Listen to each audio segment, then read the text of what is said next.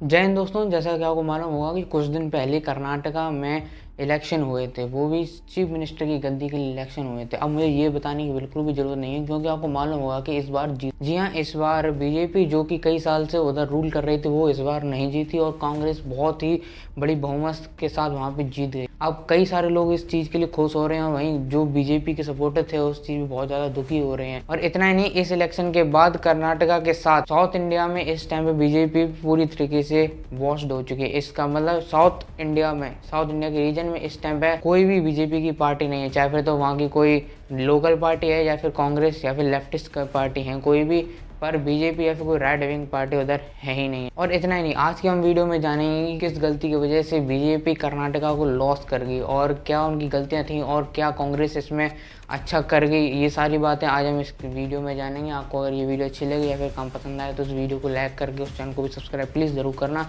अब चलते इस वीडियो। अब यहाँ पे गलती की बात करेंगे किस वजह से कर्नाटका का इलेक्शन बीजेपी अपने हाथ से धो बैठी, तो सबसे पहला यहाँ पे रीजन है बीजेपी के सबसे बड़े चेहरे खुद नरेंद्र मोदी। अब इस चीज को सुन के भी आपके मन में ख्याल आएगा कि आखिर कैसे, जब नरेंद्र मोदी ने सबसे ज्यादा मेहनत की थी, उस जगह पे जाके सबसे ज़्यादा रैलीज की थी, भाषण वगैरह दिए थे और काफ़ी ज़्यादा मेहनत की थी और काफ़ी ज़्यादा लोगों को संबोधित किया था, काफ़ी ज़्यादा प्रचार किया था, पर भी आखिर नरेंद्र मोदी की वजह से कर्नाटका का इलेक्शन बीजेपी कैसे हारी। आपके मन में ये सवाल जरूर आया होगा, मैं जानता हूँ, पर ये असली बात यही है कि नरेंद्र मोदी की वजह से ही कर्नाटका का इलेक्शन बीजेपी हारी है। तो सबसे पहली बात है कि यही कि सबसे ज़्यादा तो आपने ये चीज़ बहुत ज़्यादा ऑब्जर्व की होगी, जब कर्नाटका में इलेक्शन हुए थे तो सबसे ज़्यादा मेहनत में लगे हुए थे नरेंद्र मोदी। हर जगह इलेक्शन की रैलीज में और भाषण देने के लिए जब संबोधित करना हो वहाँ पे, और इतना नहीं पोस्टर वगैरह प्रचार वगैरह या फिर कोई भी बात हो, वहाँ पर नरेंद्र मोदी का बहुत जोर जोरों से प्रचार हो रहा था। पर वहाँ पे जो उनके लोकल जो थे, जो वहाँ पे सीएम का जो चेहरा थे, उनका इतना प्रचार हो ही नहीं रहा था। आप जितनी भी वीडियो वायरल वगैरह जितनी भी हुई हैं, अब वहाँ पे देखना सबसे ज़्यादा चेहरा नरेंद्र मोदी का सामने आ रहा था वहाँ, बल्कि ये नहीं कि वहाँ पे सीएम का जो चेहरा था वो सामने आया। इसके वजह से लोकल वहाँ के थे वो कनेक्ट ही नहीं कर पाए, उन्हें यही नहीं मालूम पड़ा कि असली में नरेंद्र मोदी इलेक्शन लड़ने आए हैं, वहाँ के सीएम नरेंद्र मोदी बनेंगे या फिर कोई और बनने वाला। और वहीं पर दूसरी तरफ देखें, जैसा कि आपको मालूम होगा कि जैसे नरेंद्र मोदी बीजेपी का सबसे बड़ा चेहरा है, अध्यक्ष वो भी नहीं है, जैसे जेपी नड्डा वहाँ के अध्यक्ष हैं और वैसे कांग्रेस के अध्यक्ष हैं मल्लिकार्जुन खड़गे जी, वहाँ अध्यक्ष हैं। पर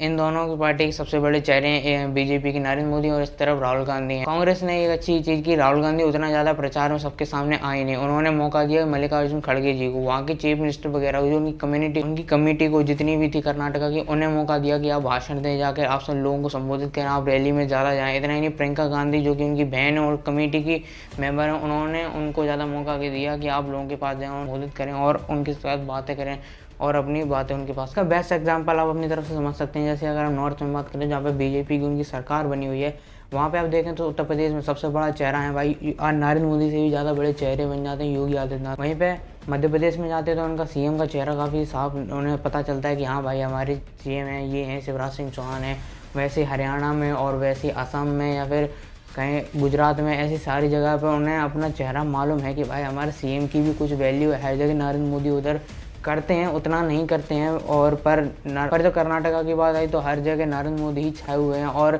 इसकी वजह से जो लोकल कनेक्शन होता है वो वहाँ से टूट जाता है। उन्हें यही भरोसा नहीं होता भाई ये पूरी पावर तो सेंट्रल के पास चली जाएगी, सेंटर वैसे भी उतना ज़्यादा साउथ इंडिया पर इतना ध्यान नहीं देता। ये बात कड़वी है, सच है, पर क्योंकि साउथ इंडिया पर सेंट्रल गवर्नमेंट का इतना ज़्यादा ध्यान नहीं होता है, जिसकी वजह से उनका जो थोड़ा बिलीव होता है कि भाई हमारे सीएम का कोई चेहरा ही नहीं पता चल रहा है, भाई कौन है कहाँ है, की वजह से सबसे बड़ा ये पॉइंट है कि उन्हें हार मिली है। यहाँ पे दूसरे पॉइंट पे बात करें कि आखिर बीजेपी कर्नाटका में क्यों हारी, तो सबसे बड़ा दूसरा पॉइंट है ये है कि लोगों के सामने, अपनी जनता के सामने अपने पॉइंट्स रखना। आपने ये देखा होगा कि जब भी कांग्रेस अपने लोगों को संबोधित करती है और अपने भाषण वगैरह देती है तो उनके पास सीधे सीधे पॉइंट्स होते हैं कि भाई आपके ऊपर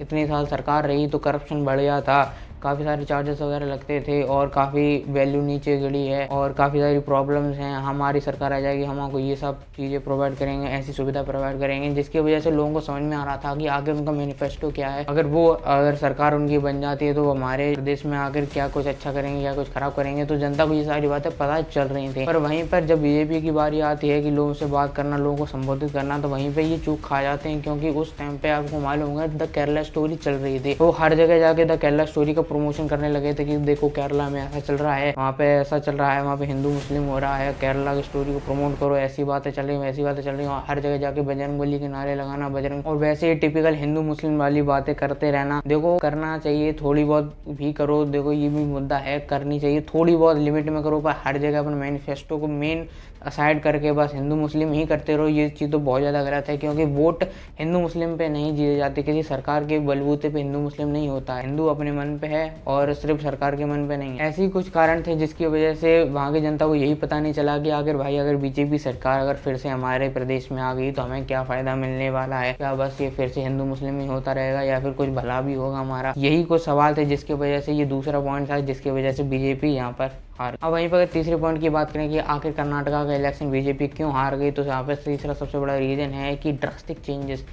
अब कांग्रेस को यहाँ पे कंपेयर नहीं कर सकते क्योंकि पिछली बार सरकार कांग्रेस की नहीं थी, वो काफ़ी सारे चेंजेस कर सकते हैं, अलग अलग चेहरे लेकर आ सकते हैं, काफ़ी सारी इन्फॉर्मेशन और कई सारे चेंजेस उन्हें प्रोवाइड कर सकते हैं। पर वहीं पे पिछली बार बीजेपी की सरकार कर्नाटका में बनी हुई थी, अकेला साउथ इंडिया का ऐसा स्टेट था जहाँ पे कर्नाटका ऐसा अकेला स्टेट था जहाँ पे बीजेपी की सरकार थी, कोई राइट विंग की सरकार थी साउथ इंडिया में। वहीं पे काफ़ी सारे जो थे आप जानते होंगे, वहाँ पे भी कास्ट सिस्टम थोड़ा बहुत चलता है साउथ इंडिया में, और वहीं के कास्ट के जो थे वही चीफ मिनिस्टर बीजेपी ने सेलेक्ट किए हुए थे कि हाँ यही कास्ट के चीफ मिनिस्टर इस स्टेट के बनेंगे। पर इस बार उन्होंने काफ़ी सारे चेंजेस कर दिए, वो जहाँ पे भी जितने उनके एमपी थे, एमएलए थे और जितने भी इवन चीफ मिनिस्टर का जो पुराने चीफ मिनिस्टर थे उनकी बीजेपी सरकार से उन्होंने वो भी चेंज कर दिए, जिसकी वजह से फिर से वही है जो लोकल कम्युनिटी है वो समझ ही नहीं पाए, उनसे कनेक्शन ज्वाइन ही नहीं कर पाए। उन्हें लगा कि भाई ये तो बिल्कुल ही पलट दिया, अगर पुराने वाले होते तो मैं सोचता हूँ क्या पता एक बार जीत भी जाते, पर यहाँ पे तो बिल्कुल भी चांसेस ही उधर ही खत्म हो जाते हैं। भाई आपने इतना ज़्यादा चेंजेस कर दिया, जो मेन कास्ट वहाँ पे टारगेट की जाती है कि जो सबसे बड़ी कास्ट मानी जाती है, अगर लोग उसे जीत लेते हैं तो उसके बाद तो वहाँ पे पूरी सरकार बन जाती है। आपने उसी के कास्ट वाले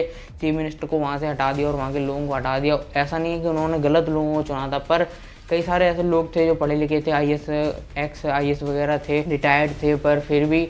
इतने ज़्यादा चेंजेस किए जिसकी वजह से लोकल उधर कनेक्शन नहीं कर पाया और वहाँ पे वो हार गए। अब मैंने 3 पॉइंट तो आपको बता दिया कि किस वजह से बीजेपी की कहाँ गलती थी जिसकी वजह से बीजेपी उस कर्नाटक स्टेट में हार गई। पर यहाँ पे मैं चौथा पॉइंट के बारे में बात करना चाहूँगा जिसके बारे में हर कोई बात नहीं करता है। अब जैसा कि आपको मालूम होगा कि कर्नाटका में कांग्रेस काफ़ी बड़ी बहुमत से जीती हुई थी और बीजेपी को काफ़ी करारी हार मिली थी। जितना आप सोच सकते हो कि पहले कोई पार्टी उधर रूलिंग में है और इतनी बुरी हार तो अच्छे को नहीं मिलती है, काफ़ी अच्छा टक्कर देने का मतलब मुकाबला होता है। पर यहाँ पे तो मतलब वन साइडेड जीत हो गई थी। पर वहीं पर इलेक्शन खत्म हो गए, रिजल्ट आ गए, उसके बाद पीएफआई, आप जानते होंगे PFI popular front of India एक मतलब इस्लामिक कम्युनिटी की फाउंडेशन है और मतलब एक संगठन है एक तरह से कहें, जिसकी जो कि फिलहाल बैन हो चुकी है और इसके कनेक्शन टेररिस्ट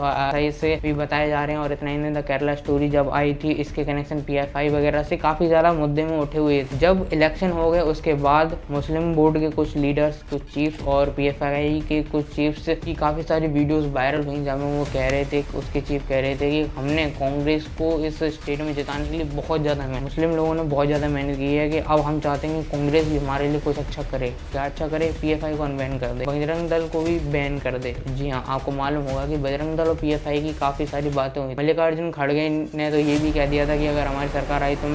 बजरंग दल को उधर बैन करवा देंगे, जिसकी वजह से काफ़ी सारे मतलब कि ट्रोलिंग वगैरह भी हुई थी, जो कि गलत नहीं कहना चाहिए था। पर उसके बाद जो कि जितने भी चीफ थे वो कह रहे थे हमारे यहाँ पे पीएफआई को अनबैन कराओ, हमारी बातें लोगों के सामने रखो और इस देश को इस्लामिक वगैरह, ये सारी बातें मैं करना नहीं चाहूँगा। पर ये भी एक रीज़न है जिसकी वजह से काफ़ी सारा सपोर्ट कांग्रेस को मिला और जो कि काफ़ी हद तक सच होते हुए दिखाई, क्योंकि जैसी कांग्रेस की वहाँ पे सरकार बन गई उसी दिन सेलिब्रेशन में उस जगह पर पाकिस्तान जिंदाबाद के तक के नारे लग गए। अब आप सोच सकते हो कर्नाटका में मतलब कि जो कि देश का हिस्सा है वहाँ पे पाकिस्तान जिंदाबाद के नारे लग रहे हैं, जो कि बिल्कुल भी सेफ नहीं है हमारे इंडिया के लिए, सिर्फ कर्नाटका के लिए नहीं पूरे इंडिया के लिए ये चीज़ सेफ नहीं है बिल्कुल भी। बाकी आपकी क्या राय है इस चीज़ पे कि कांग्रेस जीत गई, आपको खुश होना है या फिर दुखी होना है? आपकी क्या राय है हमें कमेंट करके एक बार जरूर बताना। आपको ये वीडियो कैसी लगी वो भी हमें कमेंट करके जरूर बताना। अगर आपको वीडियो अच्छी लगी हो, इन्फॉर्मेटिव लगी हो तो लोगों के साथ शेयर करो जितना भी हो सके, लेफ्टिस्ट हों राइटिस्ट हों सबके लिए है ये वीडियो, सबके साथ शेयर करो। बाकी इस वीडियो के लिए इतना ही, मिलते हैं ऐसी एक और वीडियो में, तब तक के लिए